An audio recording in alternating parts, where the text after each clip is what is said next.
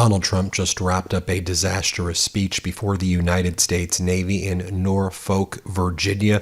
This was supposedly to commemorate the 250th anniversary event. Donald Trump started saying, "The election was rigged against me. Everybody knows that the election was rigged in 2020, right?" What a disaster. Here, play this clip. Because I was president in 2016, and then they rigged the election on me. And then we caught him, didn't we? We caught him, but, you know, we had to run it again. I ran it again, and I got 250, and I got the World Cup, and I got the Olympics. Can you believe all of it? He's whining about elections being rigged and spreading disgusting conspiracies in front of the Navy. How embarrassing. Then Donald Trump says that the problem with Vietnam, which he dodged the draft 5 times by lying and saying that he has bone spurs, and he says the problem with Afghanistan, and he's the one who signed the documents of surrender with the Taliban and released 5,000 Taliban soldiers. He goes, the issue there was that America was too woke. You know that word, woke? We were woke and politically correct. We won't be that way anymore. He says, you dodged the draft, Donald, 5 separate times, and you're the one who surrendered to the Taliban. It was you. Here, play this clip. Deployed a brand new unit, the Navy SEALs, to tear up Mekong River Delta. Problem with Vietnam, we stopped fighting to win. We would have won easy. We would have won Afghanistan easy. We would have won every war easy. But we got politically correct. Let's take it easy. We're not politically correct anymore, just so you understand. We win. Now we win. Then Donald Trump, in front of the United States Navy, says that we have to go after the enemy. He says there's a gnat. He calls the Democratic Party a gnat. And he says we need to go after the Democrats in a speech in front of the United States Navy. How utterly despicable, treasonous, traitorous, and vile this is. Here, play this clip. But we have to take care of this little gnat that's on our shoulder called the Democrats. They want to give all of our money to illegal aliens that pour into the country. And, you know, I have a bigger heart than they do. But the problem is when you do that, they come in by the millions. Everybody wants that, so you can't do it. But I've also pledged the largest ever investment in our military's history. We're spending over $1 trillion. We've never had anything like that before. $1 trillion on our military, and that includes, along with your Secretary of the Navy and Pete Hegseth, we're going to be building lots of ships and doing a lot of things that you haven't seen happen for 35 years. I can't even express to you enough how antithetical this is to everything we hold dear in our country. To see Donald Trump do that, so utterly pathetic. Then Donald Trump tries to goad the Navy into booing former President Obama by calling him Barack Hussein Obama, and then says, everybody knows that I'm in better shape than Barack Hussein Obama. We all know what good shape I'm in. Here, play this clip. A man that everybody loves. He was my doctor in the White House, and I got to know him very well. He was also the doctor for Barack Hussein Obama. Have you heard of him? And he was the doctor for a man named Bush. And at a press conference, they asked him, who's in the best shape? Who's the healthiest? Who's the strongest? Who's the best physical specimen of the three? He said, that's easy. President Donald Trump. And I said, I love this guy. I said, I love him.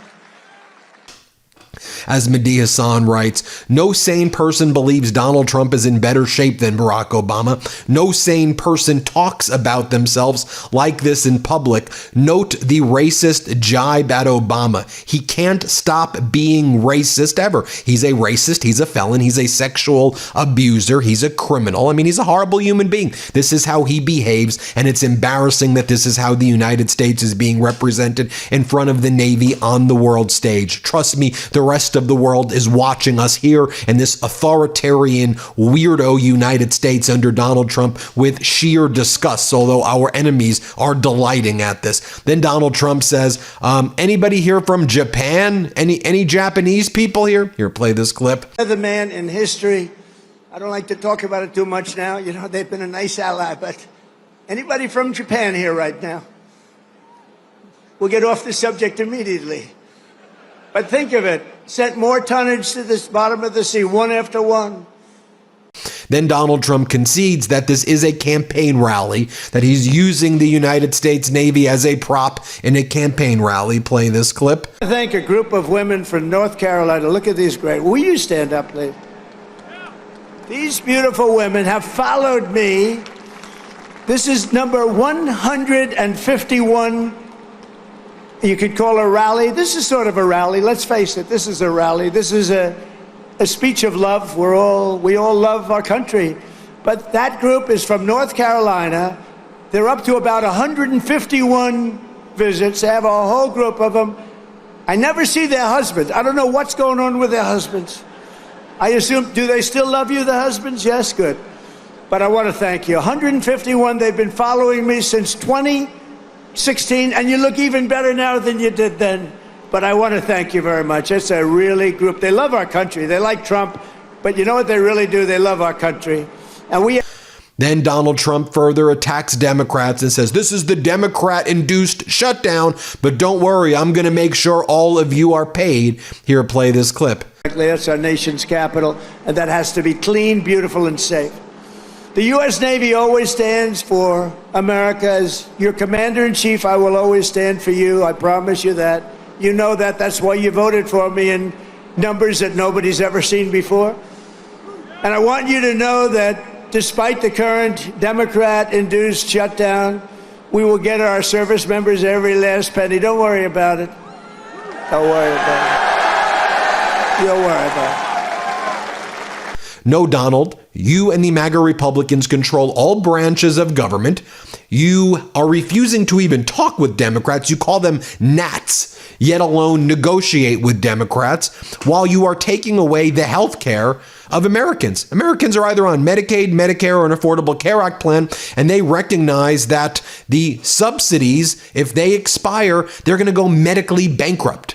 And you and the MAGA Republicans would rather help your oligarch billionaire friends and spend all of our taxpayer dollars bailing out billionaires or bailing out Argentina than ensuring that Americans are able to afford their health care. Americans recognize what a con artist and scammer and sexual abuser and felon that you are. Then Donald Trump goes on to say, you know what? I deserve more credit for 9/11. So what he goes, I predicted Osama bin Laden a year before I wrote about Osama bin Laden. Dude, people knew about Osama bin Laden for over a decade. It wasn't like you discovered bin Laden. And that's what he's talking about. He deserves more credit for 9/11 because he knew bin Laden before other people. Again, what a deranged thing to say. Here, play this clip. That. And please remember, I wrote about Osama bin Laden exactly 1 year ago, 1 year before he blew up the World Trade Center. And I said, you got to watch Osama bin Laden. And the fake news would never let me get away with that statement unless it was true. But I said 1 year before to Pete Hegseth, I said 1 year before, where's Pete? In the book, I wrote, whatever the hell the title, I can't tell you. But I can tell you there's a page in there devoted to the fact that I saw somebody named Osama bin Laden, and I didn't like it, and you got to take care of him. They didn't do it. A year later, he blew up the World Trade Center. So we got to take a little credit because nobody else is going to give it to me. You know the old story? They don't give you credit, just take it yourself. And it was the U.S. Navy. Then Donald Trump says that World War I and World War II, not woke. Then everything after that, he goes, too woke. Woke is a long-term word, he goes and says. Here, play this clip. Thank you, Pete. Doing a job. I said, Pete, what do you think? You know, we used to call it Secretary of War, the Department of War, the War Department. Now we call it Defense. And I don't know, would you ever want to, you know, we won World War I.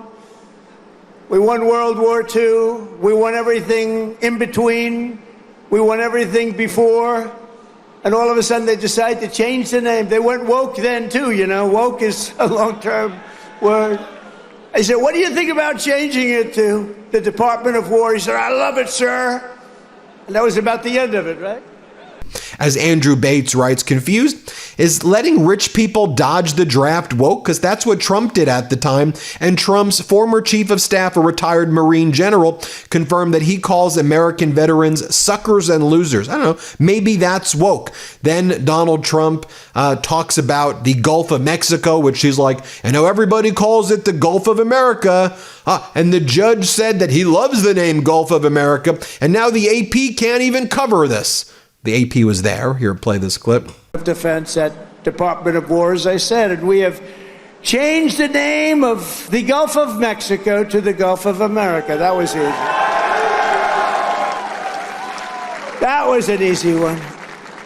You know, for years I've looked at it, and I added it up, and I figured we have 92% of the frontage. I say, how come we call it the Gulf of Mexico? I mean, I wouldn't say that Mexico is thrilled with me, but what are you going to do? It's the Gulf of America, and I love it now. I was watching the other night a report, and they said very routinely, in the Gulf of America, this is, they just went on to talk about it. They didn't do it with a smirk or a smile. They didn't say, in the Gulf of America. No, it's called the Gulf of America now, and nobody's playing games with it. We got sued by the Associated Press, and they lost. In fact, the judge was so good, he said, he's calling it the Gulf of America. He's got all the approvals.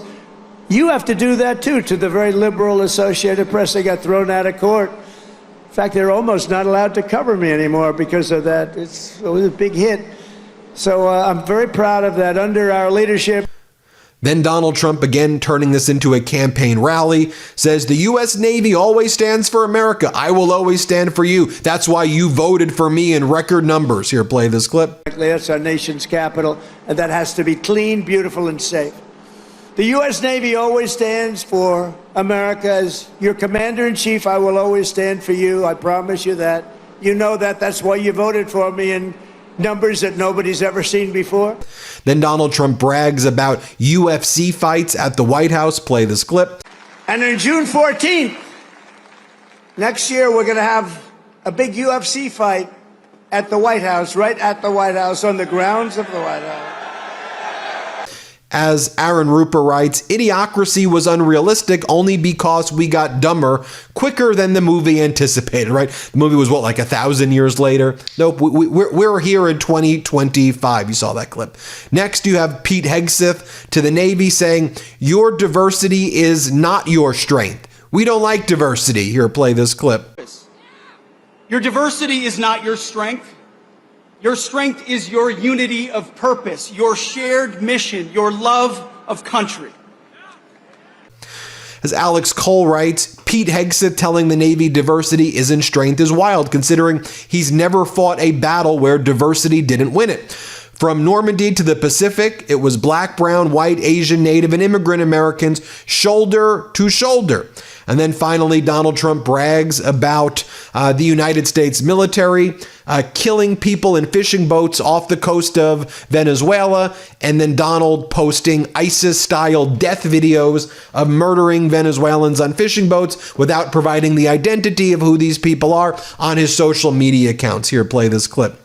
In recent weeks, the Navy has supported our mission to blow the cartel terrorists the hell out of the water. You see that?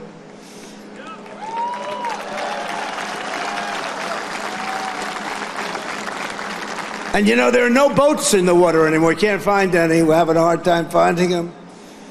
But you know, it's a pretty tough thing we've been doing, but you have to think of it this way.